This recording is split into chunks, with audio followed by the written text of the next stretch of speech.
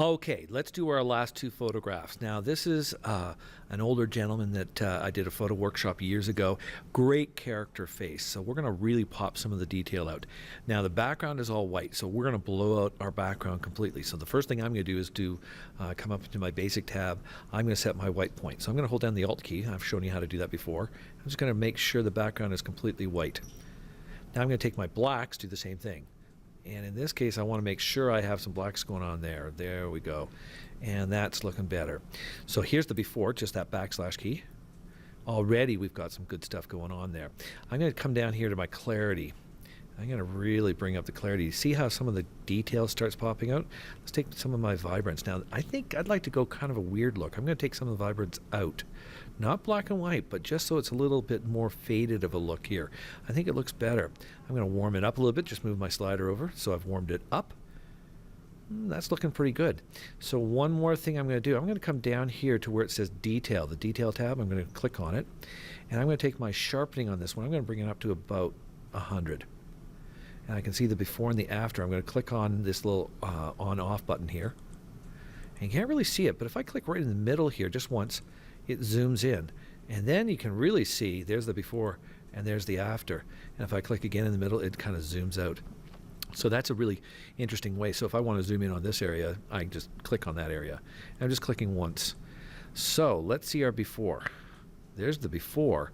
And here's the after. I like the effect. Now, I would probably do a little bit more editing on this, and we will do that a little bit later. But I'm done my basic editing on this. Let's take a look at this guy. Okay, so this is Mesa, Arizona. And I'm liking all of this stuff right away, but I'm going to come into my basic tab. Right off the bat, I'm going to set my white point, my color balance, I'm sorry. And I'm going to click right there and see what happens. Ooh, that went really blue. Didn't like that at all. How about if I click up here? Let's see what that... I like that a bit better. Let's actually warm it up just a tiny bit more. Shadows? Yep, absolutely. Do we need our blacks maybe down just a tiny bit? Let's take our clarity and really pop it up. Yeah, that looks better. I've gone up to about, what is that, 52 there. Vibrance, we can come up. Maybe. Now, saturation, if I pop that up, maybe a little too much. Now, that's the first time we've used saturation, but I think that looks a little bit better. I really like that. So here's the before, and there's the after, and we're getting some really good detail. I'm going to come back down here to the detail tab, and let's bring up my sharpening again to around 100, something like that. This is about where I want to go.